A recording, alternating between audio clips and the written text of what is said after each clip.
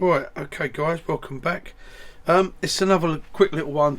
I'm still doing a little series on the box hollower, as you'll know if you've watched any of the other videos.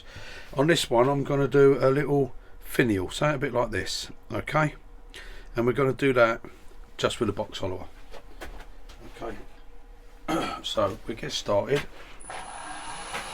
and that's what we're going to do. So I'm just going to start taking this down.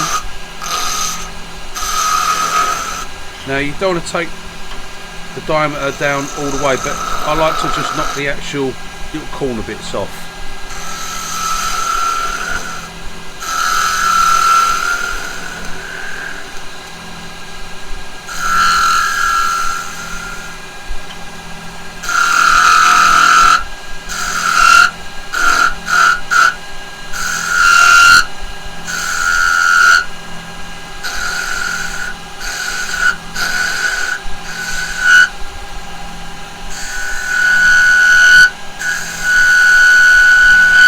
Get a little bit of noise.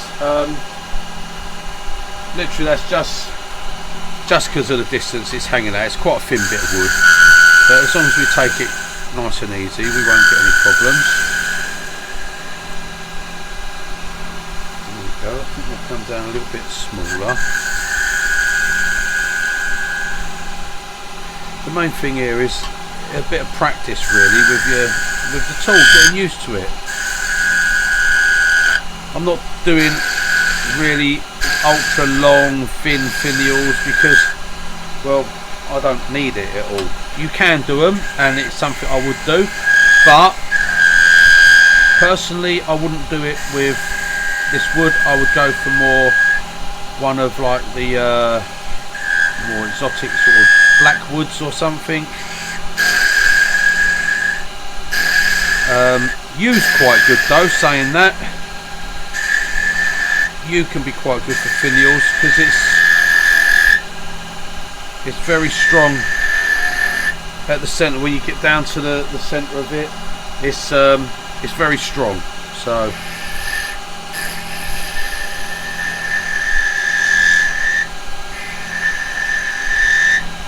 but when I do that, I just tend to play, and I don't really have anything set in my mind what I want to do.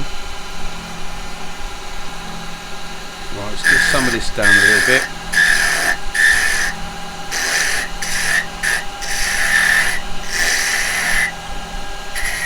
And down to the next bit in there.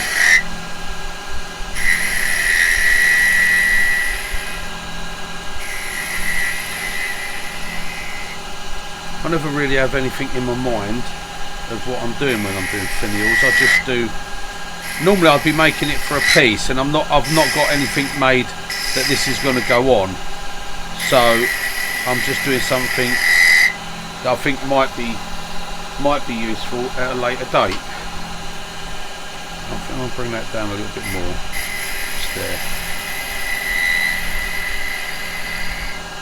But all you find, sort of, if you're coming down a bit thin, do them before you move this bit away, because otherwise it'll really chatter about. Probably shouldn't really go back up to that top bit, but I'm going to, because I just saw there was a little line. Get rid of that little line, and as I come down here, what I'm going to do is I'm going to bring that in like that and put another little bead there.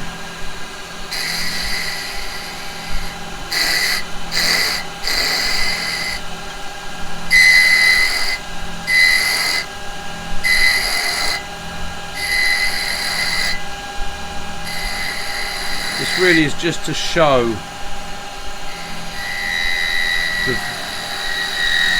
the versatility, I suppose, of this tool. You know, I mean, I've done, as I said before, big bowls. You know, you can be shaping the outside, roughing down a big bowl. That's probably a bit small looking at that. I might bring that down a bit. Just adjust it while I'm here. I'm going to put my finger behind it so it adjusts it a bit. Stops the chatter, I mean, while I adjust it a bit.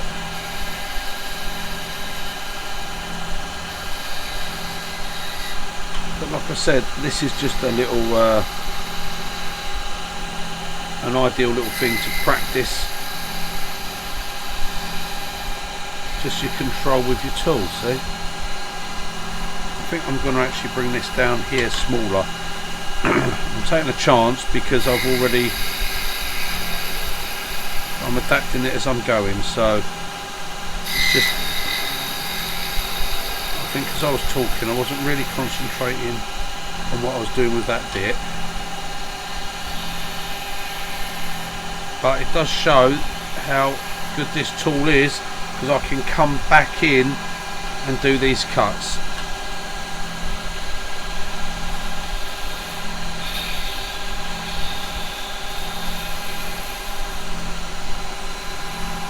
There we go. We've come down there. I'm going to leave that on the top, that size.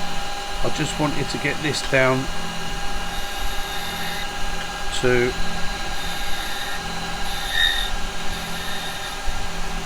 pretty much the same size as that.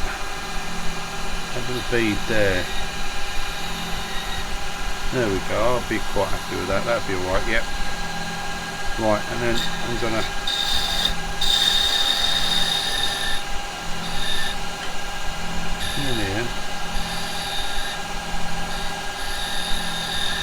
because ideally you don't want this end of the finial smaller than that end.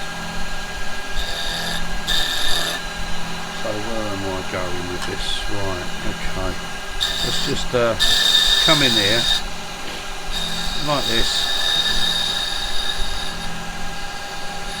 Don't want to have to do a lot of sanding. I'm going more for off the tool, because then that is a good way of practicing your skill.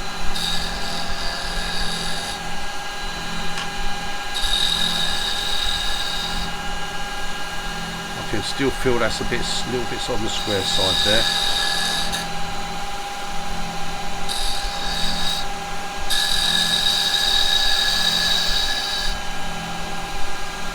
Let's get in there.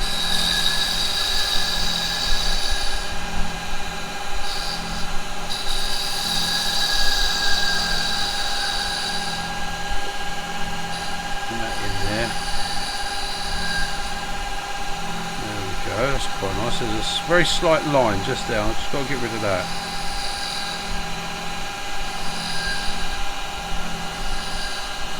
There we go. We can be so delicate. Right. It's not quite round. I don't know why it's not round yet. There, it is now. We'll bend that in there.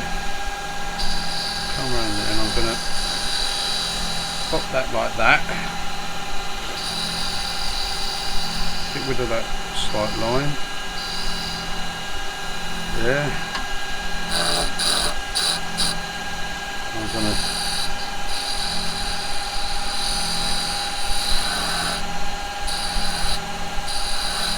I don't know if I want to keep that little bead there at the bottom. I think I will. Yep. So I'm going to come in with a parting tool now. Thin parting tool for this.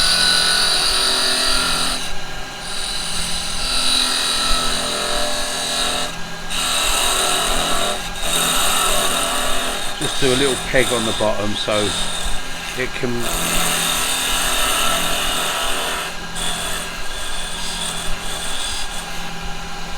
go in on something. If we decide to use it, probably won't actually use it. Just want to, there, take that over on that. Right, I'm going to give that a little, very little sand, just like there, there, in there. More to take off any shine, like burnish type marks or anything. Now, yes, you can do a lot thinner ones. You can do. I don't tend to make very sort of like long, thin finials because I always end up breaking them when I put them on things. You know, if I put them on a lid or something, I'm one of those. When I turn something really thin, I have to go like that and see how much bend it has, and I always end up snapping them. I'm just one of those. I can't. I'm terrible. If I go anywhere and I'm looking at something where people have made things, I make a point that I'm not to touch them, because I always have a tendency to go up and go like that and see how much flex it's got, and then you break it,